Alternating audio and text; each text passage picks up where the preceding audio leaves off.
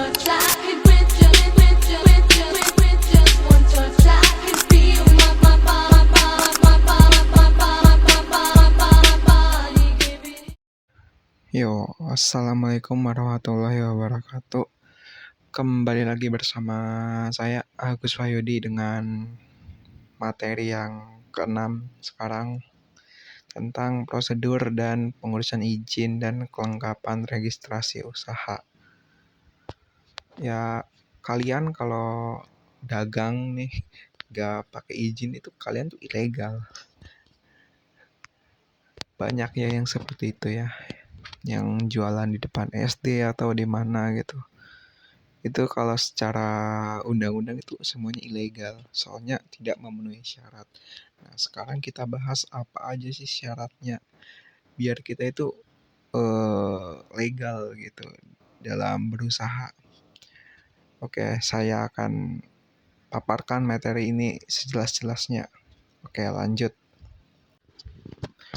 Oke, yang pertama itu fondasi utama ya, NIB, nomor induk perusahaan.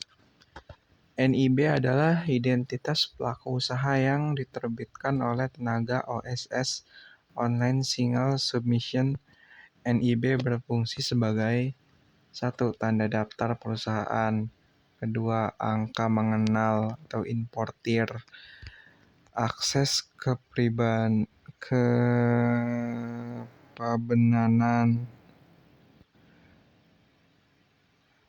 dan fakta penting. Tanpa NIB, sebuah usaha dianggap tidak terdaftar secara legal di sistem negara.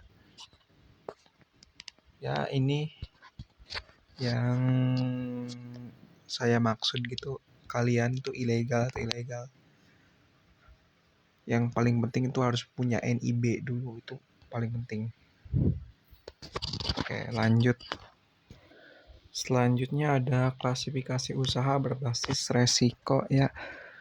Legalitas kini tidak disamaratakan, melainkan dinilai berdasarkan seberapa besar dampak usaha tersebut terhadap lingkungan dan masyarakat. Sesuai dengan Undang-Undang Cipta Kerja, perizinan kini ditentukan berdasarkan tingkat risiko aktivitas bisnisnya. Contoh, rendah itu ya rendah toko-toko depan SD gitu lah, kayak gitu lah. Cukup memiliki NIB. Unitnya menengah rendah, menengah tinggi, dan tinggi. Untuk menengah rendah itu harus ada sertifikasi standar, pernyataan mandiri. Menengah tinggi juga sama, harus punya sertifikasi standar atau verifikasi instansi terkait. Ya, kalau yang tinggi itu contohnya pabrik gitu ya. Harus punya NIB plus izin dari pemerintah pusat atau daerah. Ya, seperti itulah menurut undang-undang. Oke, lanjut. Oke, selanjutnya ada tahapan pengurusan izin step by step-nya.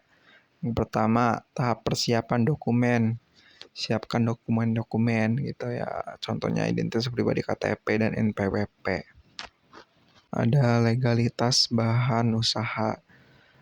Ada pendirian dan SK Kemenhub jika berbentuk PT. Ini urus yang gede aja ya.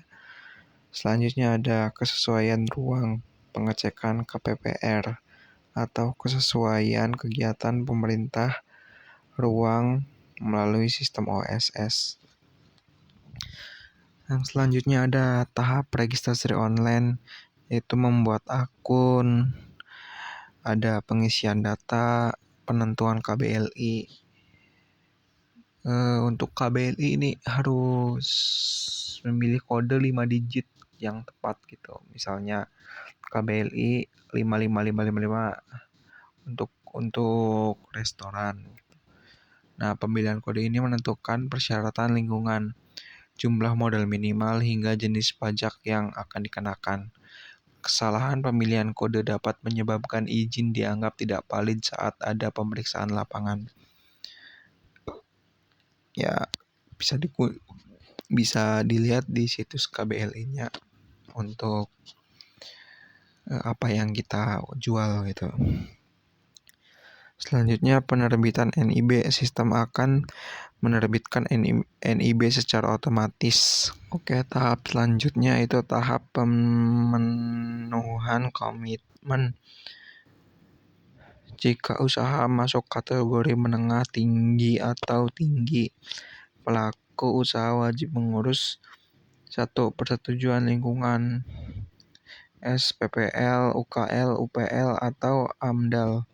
Yang kedua ada persetujuan bangunan gedung pengganti IMB. Yang ketiga ada sertifikasi produk seperti BPOM, sertifikasi halal, atau SNI. Next ada kelengkapan tambahan ya pasca NIB. Setelah surat izin keluar, bisnis biasanya memerlukan NPWP, cabang badan untuk urusan perpajakan perusahaan ya wajib lah. Perusahaan gede wajib nyumbang pajak lah ya. Yang kedua ada BPJS Ketenagakerjaan dan Kesehatan, kewajiban bagi perusahaan yang memiliki karyawan. Ya siapa yang nggak peduli sama karyawannya gitu.